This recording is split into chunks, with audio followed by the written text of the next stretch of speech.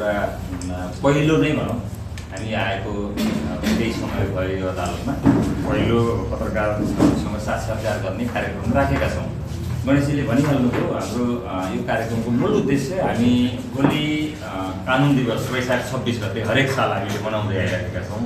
सर्वोच्च अदालत अर्थात् अहिलेको र पहिला प्रधान न्यायालय स्थापना भएको एकदम पवित्र दिन 2008 साल वैशाख 26 गते त्यसलाई हाम्रो सर्वोच्च अदालत र देशैभरिका सबै तहका अदालतहरूले कानुन दिवसको रूपमा मनाउँदै आइरहेको परम्परा छ।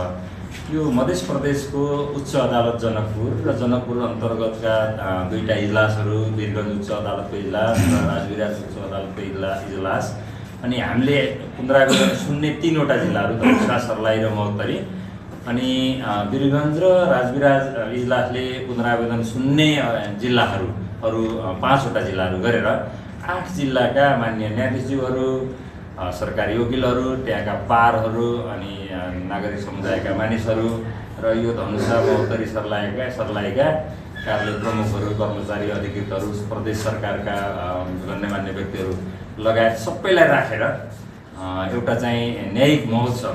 त्यसको उद्देश्य के त भन्दाखेरि जनचेतना जगाउने, न्याय सम्पादनको प्रक्रियाहरूको बारेमा चाहिँ हामीले अवेरनेस सिर्जना गर्ने, प्रहरीले कसरी अनुसन्धान गर्छ, सरकारी वकिलले मुद्दाको अभियोजन कसरी गर्छ र अदालतले न्याय सम्पादन कसरी गर्छ, न्यायमा जनताको सहज पहुँचका लागि अदालतले कस्तो कस्तो प्रविधि कार्यविधि अप्नाएर कसरी काम गरिराखेको छ।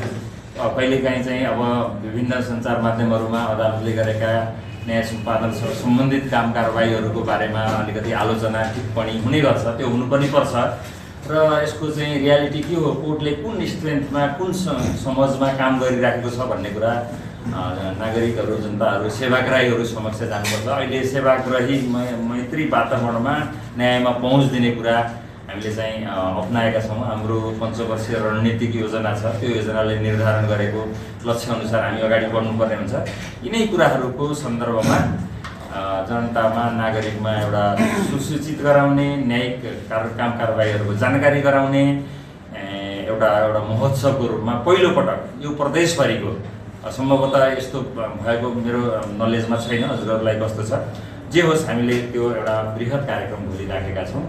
त्यसमा हजुरहरूलाई मैले यहीँबाट आमन्त्रण गर्दछु। भोलि बिहान प्रभात फेरीबाट 7 बजे सुरु हुन्छ र 9 बजे गएर कार्यक्रम निधि भवनमा त्यहाँ परिणत हुन्छ र त्यहाँ प्रवचन हुन्छ, विभिन्न चाहिने सूचना आदान प्रदानहरू हुन्छ, त्यहाँ केही चाहिँ डेमोन्स्ट्रेसनहरू हुन्छ, केही चाहिँ अब काउन्सिलिङको परामर्शको कुराहरू हुन्छ।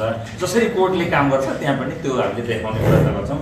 हजुरहरूको माध्यमबाट आज जुन हामीले यो भनौँ न यो प्रक्रिया गर्दैछौँ, हजुरहरूले आह्वान गरिदिए पनि हुन्छ जनतालाई, नागरिकलाई यहाँ यस्तो हुँदैछ, न्यायिक जानकारी लिनको लागि सबैलाई हामीले अब सबैलाई पत्र पठाएर पनि सम्भव छैन। केही औपचारिक संस्थाहरूमा नेतृत्व गर्नेहरूलाई त्यो त हामीले गऱ्यौँ नै, तर त्यहाँ आम नागरिकहरूको सहभागिता जति धेरै भयो त्यति नै जनता समक्ष जाने कुरा हुन्छ।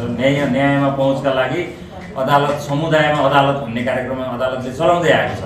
अब समुदायमा जाँदा एउटा सानो समुदायमा जान्थ्यो भने भोलिको महोत्सवले समुदायलाई नै अदालत समक्ष ल्याएर अनि यो चाहिँ प्रक्रिया हामीले गर्न खोजेको हो।